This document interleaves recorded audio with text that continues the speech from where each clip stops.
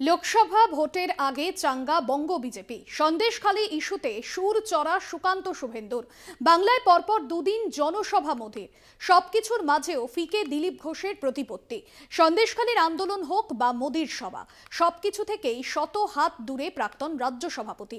এমনকি বিজেপির প্রথম দফার তালিকাতেও নেই দিলীপের নাম। মেদিনীপুরে প্রার্থীর নাম এখনো ঘোষণা হয়নি ঠিকই, তবে দিলীপই কি প্রার্থী নাকি আরও চওড়া হবে বিজেপি দিলীপ? দূরত্ব। লোকসভা ভোটের দামামা বেজে গিয়েছে। শনিবারই প্রথম দফার প্রার্থী তালিকা প্রকাশ করেছে বিজেপি। তালিকায় বাংলার 20 জন প্রার্থীর নাম, কিন্তু সেই তালিকায় নাম নেই দিলীপ ঘোষের। গত লোকসভা ভোটেও যে গেরুয়া শিবিরে মশালের মতো জ্বলতে দেখা গিয়েছিল দিলীপ ঘোষের নাম, এবছর সেই লোকসভা ভোটের আগেই ফিকে হয়েছে দিলীপের প্রতিপত্তি।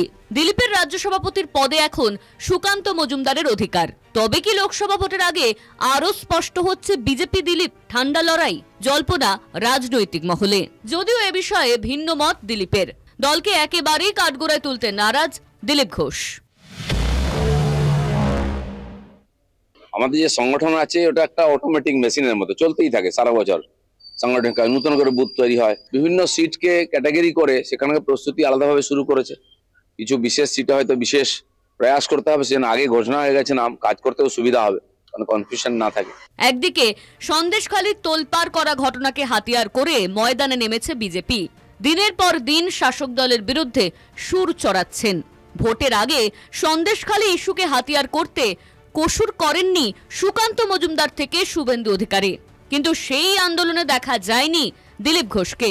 অন্যদিকে ভোটের নির্ঘণ্ট প্রকাশের আগেই রাজ্যে এসেছেন প্রধানমন্ত্রী নরেন্দ্র মোদী। পরপর দুদিন আরামবাগ এবং কৃষ্ণনগরে সভা করলেও তার ধারে কাছেও ঘেঁষতে দেখা যায়নি বিজেপির প্রাক্তন রাজ্য সভাপতিকে।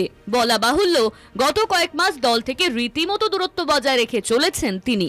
স্বাভাবিকভাবেই রাজনৈতিক মহলে প্রশ্ন, বিজেপির সঙ্গে দিলীপের দূরত্ব কি আরো বাড়ছে? কারণ পার্টির একটা সিস্টেম আছে, সবার কাজ থাকে। এখন আমি এমপি, এই জন্য আমাকে কমিটি থেকেও বাদ দেওয়া হয়েছে যে নিজের এলাকায় কাজ করার জন্য। এবং আমাদের সেন্ট্রাল কমিটিতে বহু এমপি ছিলেন যারা লোকসভা লড়বেন, সবাইকে বলা হয়েছে কি যে নিজের জায়গায় কাজ শুরু করুন, আর আমরা সেটাই করছি। একদিকে পরিবারতন্ত্রের বিরুদ্ধে বক্তব্য রাখছেন প্রধানমন্ত্রী নরেন্দ্র মোদী, অন্যদিকে প্রাধান্য পাচ্ছে অধিকারী পরিবার।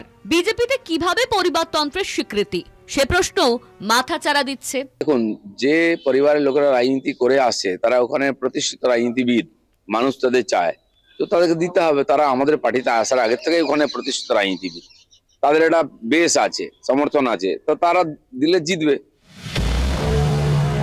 বিজেপির প্রথম দফার প্রার্থী তালিকায় ঘাটাল থেকে নাম হিরণের, কিন্তু তালিকায় নেই মেদিনীপুর, নেই দিলীপের নামও। তবে কি ভোট যুদ্ধে থাকছেন না দিলীপ, নাকি মেদিনীপুর থেকেই নাম ঘোষিত হবে? নজর পরবর্তী তালিকার দিকে। সঞ্জীব দাসের রিপোর্ট, কলকাতা টিভি।